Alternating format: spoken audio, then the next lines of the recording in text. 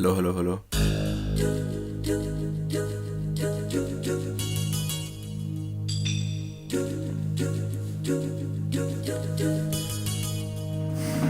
So it's 2021 and it seems like things are beginning to get a bit better. I feel like there's an optimism that will conquer any obstacles we may come across, but 2020 was a hard year and I still feel the scars of it. But I think that's gonna get better as time goes on, but not just because time heals all wounds, but because I live in the Nordics and it's really fucking dark here in winter.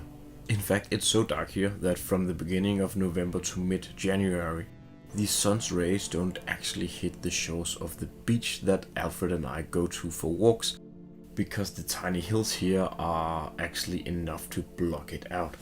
What I'm trying to say is that it's dark, and that combined with all the summer residents not being here because, you know, it's not summer, just makes the island feel dark and empty because it is dark and empty. There are two ways to deal with this. You can either be the islander that drinks yourself dumb and watch TV on the couch and get fat and be sad until the sun comes back.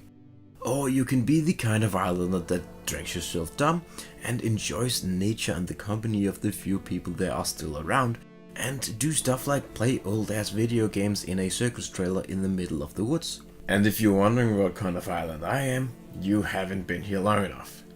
In either case, please join me on a trip to the primitive world as we have ourselves a circus trailer LAN party.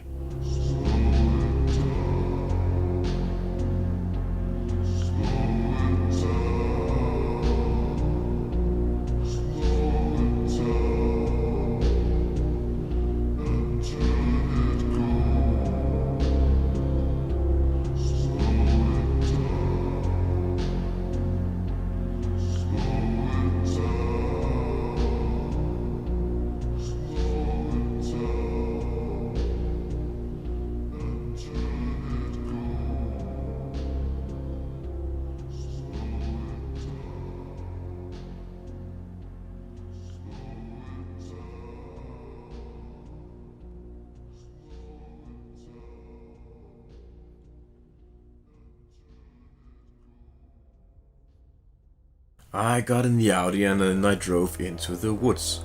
The trailer is on the east side of the island, just a stone's throw from the ocean, just like, well, you know, everything else. It's only about 100 meters away from the main road, but it's hidden away by a winding road that snakes in on itself, and is on a less traveled part of the main road, so it feels very secluded and very isolated. I arrived just as the sun had set. But there was something that needed to be done before we could get our game on. Winter is coming and has, well, already arrived actually. And the wagon is currently without water, and a water line in the ground needs to be finished, and for whatever reason, it had to be finished the day I arrived. So I helped get it done so that we could have water and internet in the circus trailer. And then the realization was made that it required a lot more than just digging a trench, like making the plugs that go into the wall and hooking everything up, drilling holes and stuff. Look, I'm not gonna bore you with the construction talk, but we couldn't finish it up for, well, reasons. Anyways, let's pop the cork off the wine and let's play some Hero 3.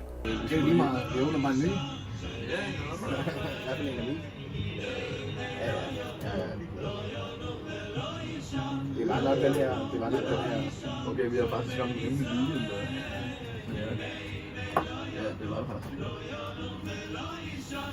A thing I really like about A Night of Heroes 3 is that it's the tale of a singular game, because, well, they are just that long, and this was no exception.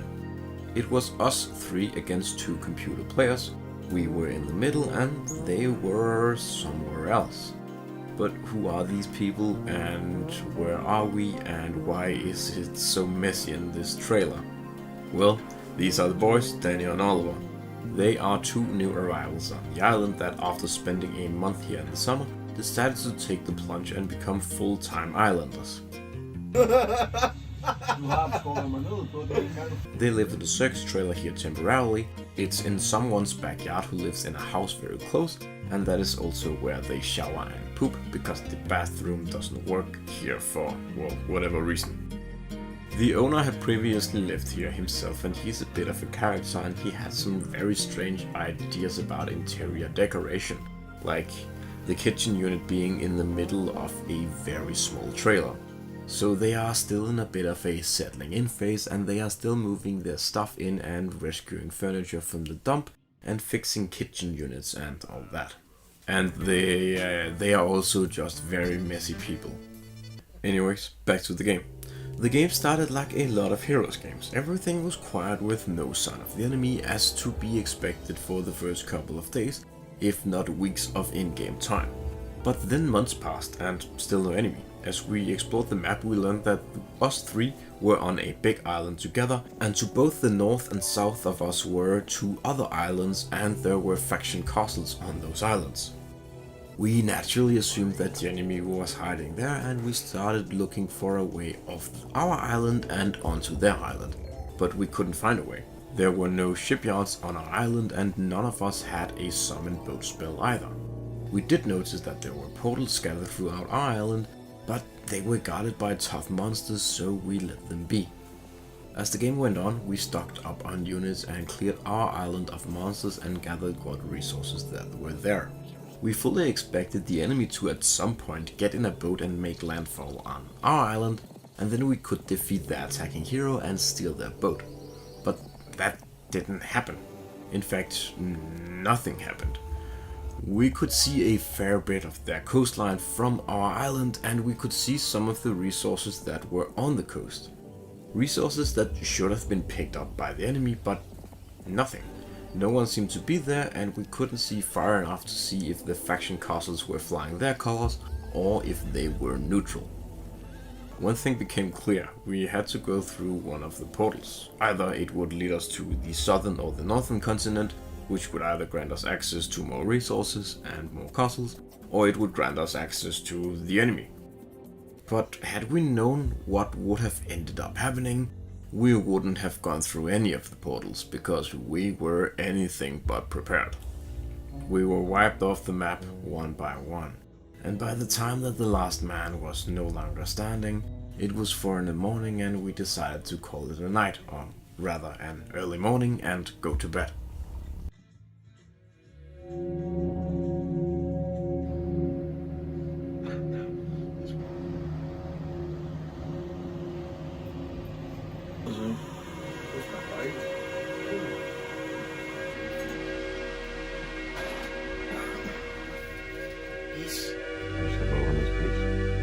Waking up around 11 with a heavy head, I headed back into civilization for a shower, a poo, and a nap.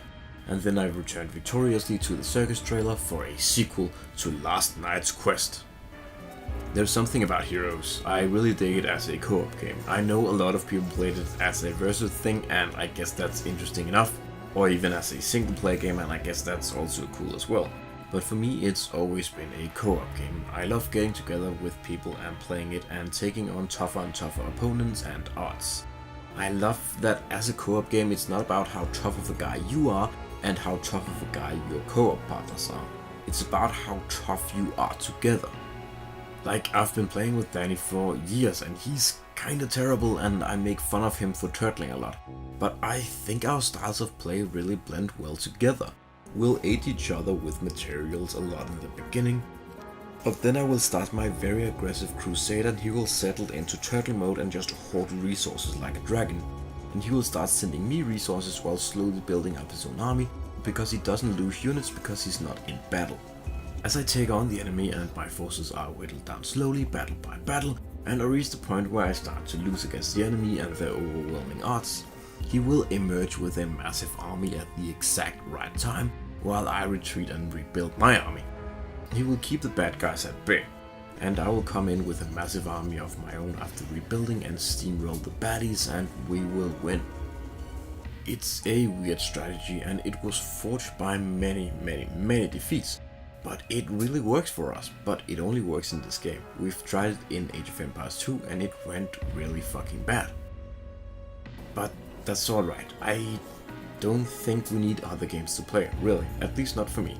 I play this rarely enough that I lose enough information about the game and the maps we play to the point that I'm always rediscovering things, because the game is just massive enough that you can't contain all of it in your mind palace if you play at a casual level. But it's not so big that you forget about whole gameplay elements. And it's a game that you can play pretty well when you're under the influence. But I think what I adore most about this game, especially as a co-op game, are the moments when you're strategizing and talking to each other and engaging with each other instead of with the game directly. And that's where it's truly magical, when the conversations you have about the game while the game is being played are more engaging than the game itself. And I don't actually think we played the game on day 2, I think I just played Dragon Age Awakening while we talked strategy. Oh well, I guess we'll have to return to the Circus trailer some other time. But for now, I think I better head back to civilization semi-permanently to, you know, catch up on real life. But this 40-hour break was really nice.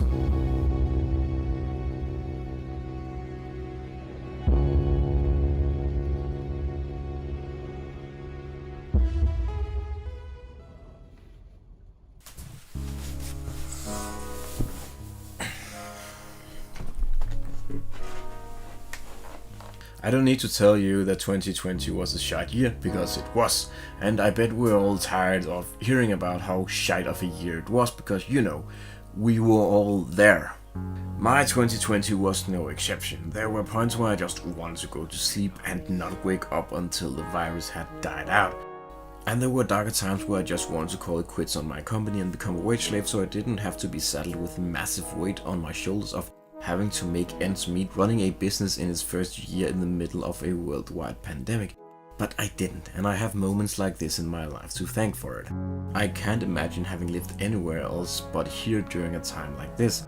Because around here it wasn't as bad, and the streets being empty is something that we're used to in the darker months to begin with.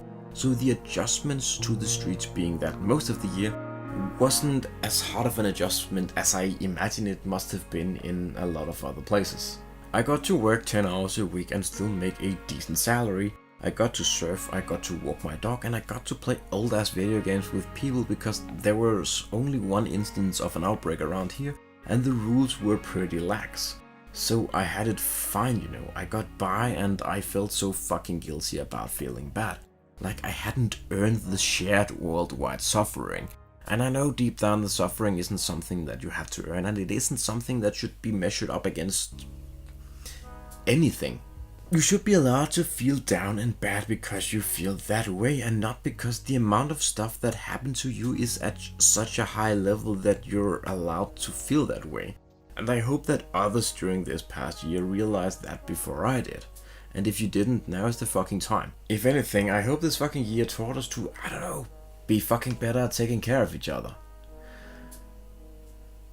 But I think this has been it for me. Until I see you, or well, rather you see me, take care and take care of those around you. Until next time, bye bye.